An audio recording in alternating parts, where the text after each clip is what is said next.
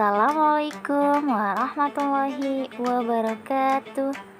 Selamat pagi anak-anak kelas 4. Bertemu kembali dengan Ibu Nurhayati di pelajaran Pendidikan Agama Islam.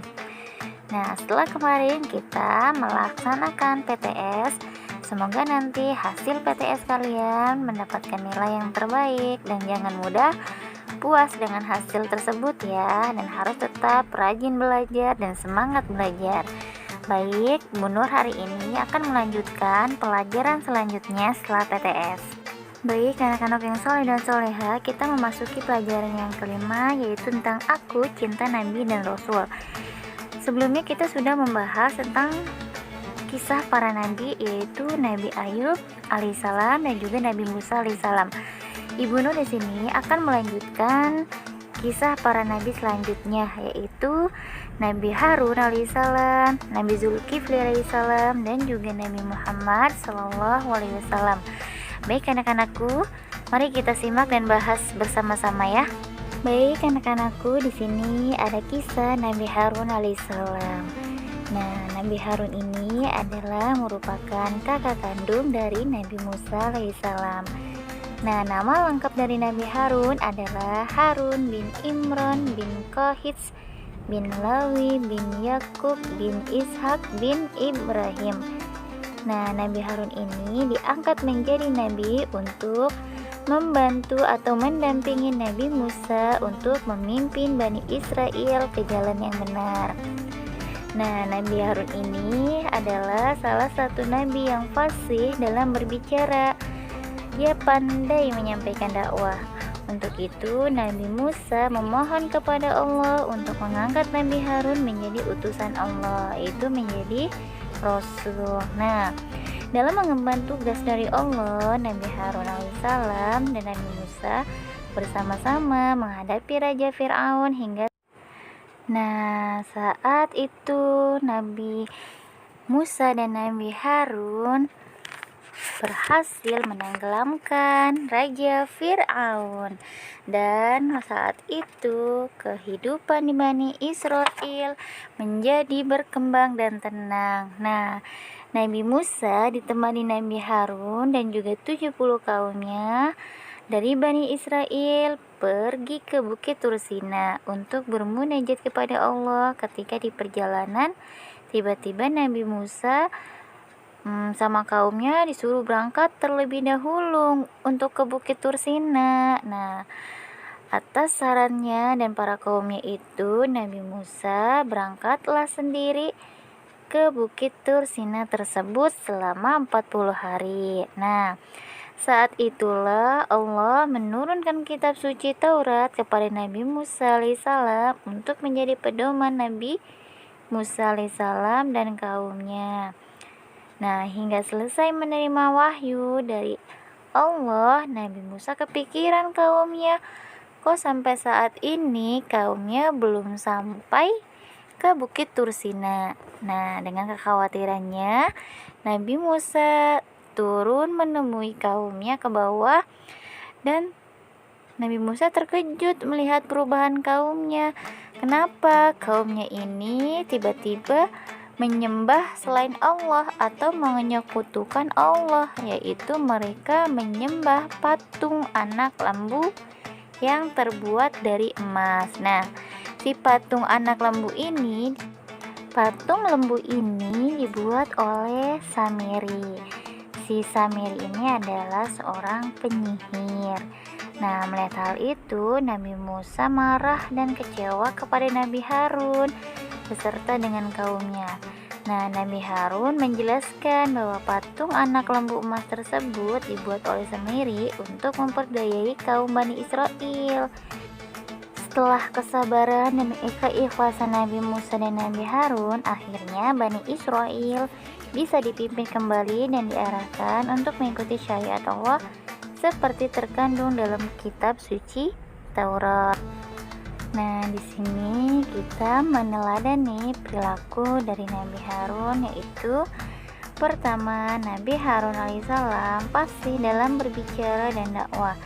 Kita sebagai anak muslim harus bisa mencontoh kefasihan Nabi Harun alaihissalam. yaitu dengan rajin membaca buku agar mempunyai banyak pengetahuan. Nah, Nabi Harun juga mempunyai keberanian mengingatkan orang lain jika orang itu berbuat salah.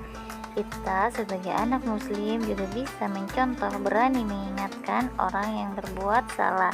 Nah, itu adalah perilaku yang bisa kita teladani dari Nabi Harun. Selanjutnya di sini ada kisah Nabi Zulkifli alaihi salam. Nabi Zulkifli adalah putra dari Nabi Ayub. Nama asli dari Nabi Zulkifli adalah Basyar. Nah, nama Zulkifli ini merupakan gelar yang diberikan oleh Raja Ilyasa. Nah, arti dari Zulkifli artinya adalah orang yang sanggup memegang janji.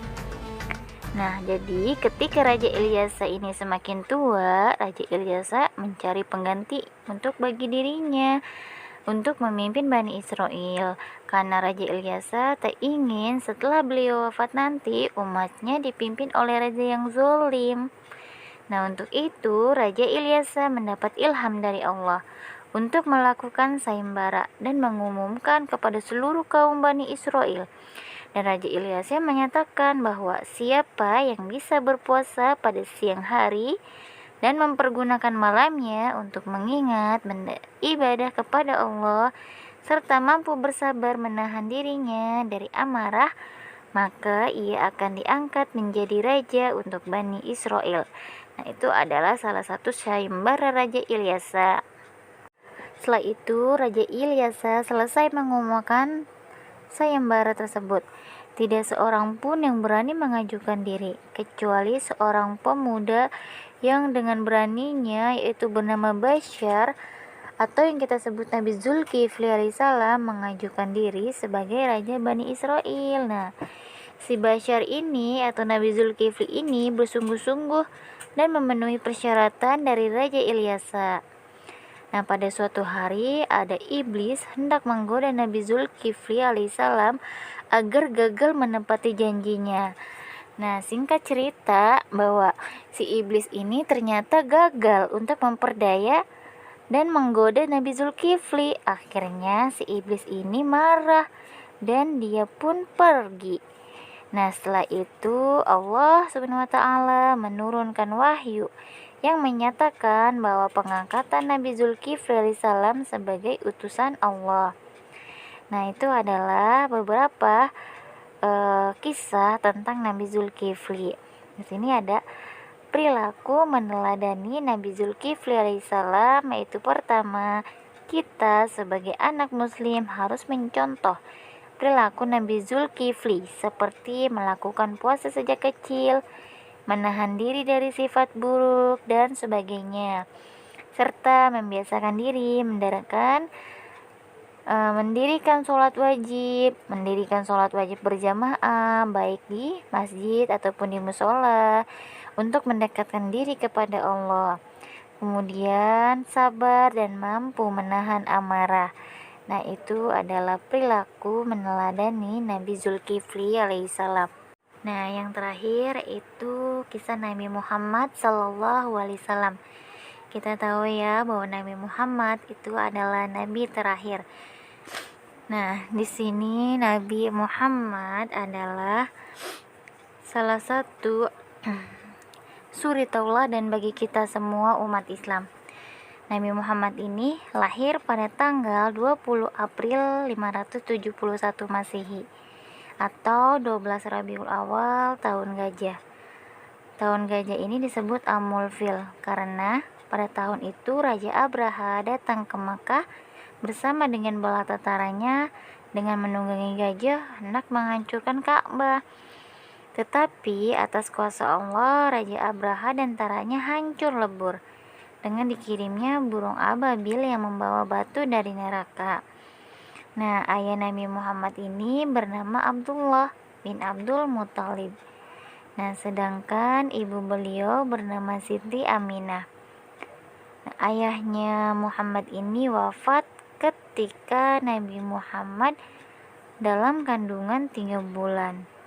Nah, sedangkan ibunya ini wafat ketika Nabi Muhammad berumur 6 tahun. Ketika Nabi Muhammad ditinggalkan oleh ayah dan ibunya, Kemudian Nabi Muhammad diasuh oleh kakeknya bernama Abdul Muthalib. Nah, tidak lama Abdul Muthalib ini meninggal wafat ketika Nabi Muhammad berusia 8 tahun. Nabi Muhammad setelah ditinggalkan kakeknya yaitu Abdul Muthalib, Nabi Muhammad diasuh oleh pamannya yang bernama Abu Thalib. Abu Thalib ini sangat menyayangi Nabi Muhammad karena Nabi Muhammad ini mempunyai perilaku yang baik, mempunyai perilaku yang terpuji. Sejak kecil hingga dewasa, Nabi Muhammad terkenal sebagai orang yang jujur, tidak pernah berkata kotor, tidak pernah berbohong, dan tidak pernah melakukan maksiat. Nah, karena kejujurannya, Nabi Muhammad SAW diberi gelar Al-Amin, yang artinya orang yang terpercaya. Nah, pada usia 40 tahun, Nabi Muhammad melakukan diam diri di Gua Hira, yang dikenal juga dengan Jabal Nur. Nah, tepat pada tanggal 17 Ramadan, Malaikat Jibril membawa wahyu pertamanya, yaitu surah Al-Alaq. Nah, hal ini menjadi tanda bahwa Nabi Muhammad SAW telah diangkat menjadi Nabi dan Rasul oleh Allah. Nah, di Gua Hira, wahyu turun berangsur-angsur selama 23 tahun, kemudian dikumpulkan menjadi mushaf yang disebut dengan Al-Quran, yang menjadi pedoman untuk hidup umat Islam. Nah, ini Nabi Muhammad SAW kemudian wafat pada usia 63 tahun, yaitu pada tanggal 12 Rabiul Awal tahun 11 Hijriah atau tanggal 18 Juni 632 Masehi. Nah, beliau ini dimakamkan di Madinah. Dari kisah Nabi Muhammad SAW ini kita bisa mengambil keteladanan beliau. Nah, Nabi Muhammad ini adalah teladan seluruh umat manusia. Untuk itu, kita sebagai anak muslim, sebagai umat Islam harus memiliki perilaku yang baik seperti Nabi Muhammad, Nabi Harun, Nabi Zulkifli, dan juga nabi-nabi yang lainnya. Nah, dari kisah Nabi Muhammad ini yang bisa kita teladani adalah perilaku kejujurannya, perilaku santun, perilaku menghargai sesama teman, menghargai sesama yang lain. Nah, bisa kita contohkan di kehidupan kita sehari-hari. Nah, tidak cukup dengan menceritakan di sini. Semua kisah Nabi itu luar biasa. Baik, anak-anak, sampai di sini materi kita di pelajaran kelima ini tentang kisah Nabi dan Rasul. Nah, semoga apa yang telah Ibu jelaskan kalian paham. Dan apabila belum paham, kalian boleh tanyakan langsung ke WhatsApp Ibu Nur ya. Nah, nanti ada latihan soal, nanti kalian kerjakan lalu kirim ke nomor Ibu. Terima kasih. Nanti soal latihan kalian salin di buku tulis, nanti kirim ke nomor Ibu ya. Ibu akhiri, Assalamualaikum warahmatullahi wabarakatuh.